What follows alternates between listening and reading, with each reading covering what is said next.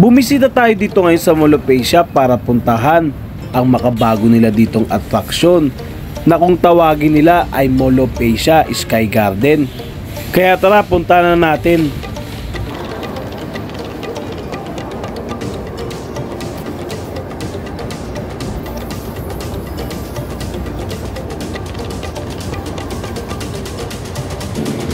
Pasok na tayo sa loob.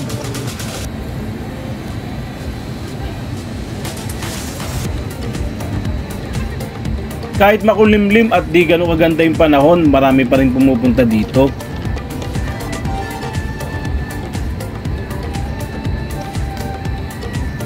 Tara, punta tayo dun.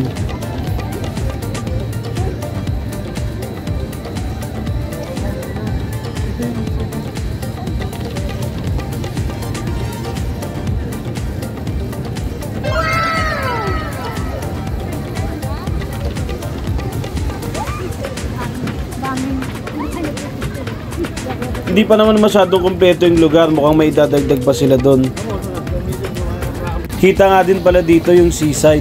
Kaya kung gusto mong makita yung seaside at ayaw mo lumayo sa mall, pumunta ka lang dito sa Sky Garden.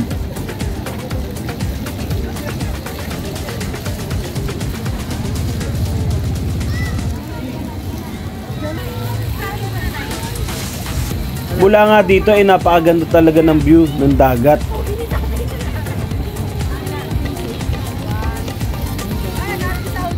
Tara, mag-ikot-ikot pa tayo dito sa loob. May mga ginagawa pa nga dito, pero sa tingin ko 1 to 2 months okay na siguro tong Sky Garden, kumpleto na to.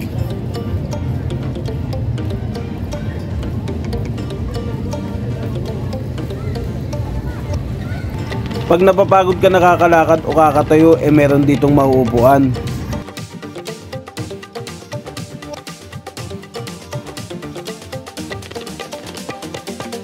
May mga design nga din pala sila ditong may form ng tubig, kaya talagang nakakadagdag ng attraction para sa mga turista na pumupunta dito. Kung may mga kasama kayong bata, ay siguradong mag-i-enjoy din sa lugar na to dahil meron sila ditong playground.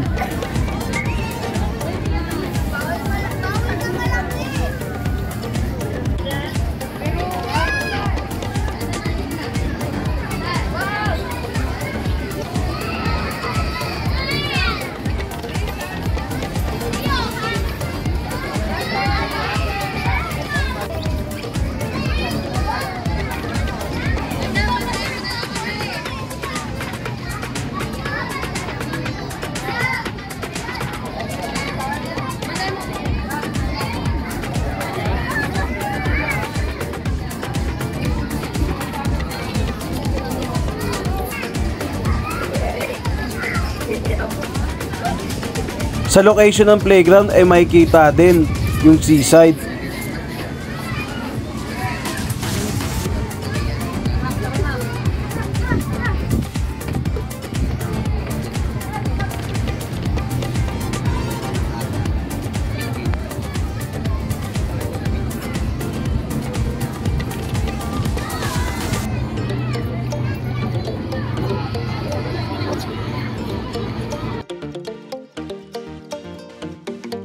Nga pala, meron din ditong CR kaya hindi mo na kailangan lumabas ng Sky Garden. CR ng pambabae at CR ng panlalaki. Tara, check natin yung CR ng panlalaki kasi dito lang naman ako pwedeng pumasok.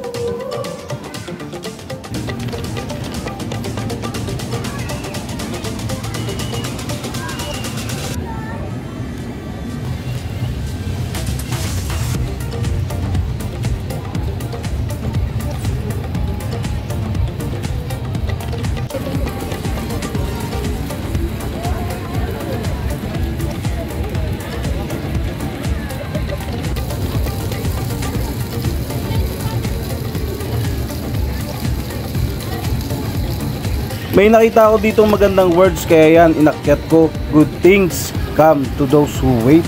Sa tingin ko ay may apply din natin to as YouTuber. Sa ngayon ay hindi pa binibigay yung big break natin. Pero kaibigan na nanonood dito, maaari bang tulungan mo ko na palaguin tong channel ko? Pakisubscribe mo naman yung aking YouTube channel. At pakishare na rin yung video na to.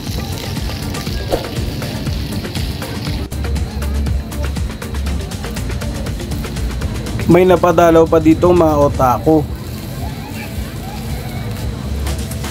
Dito ko na siguro tatapusin tong vlog ko.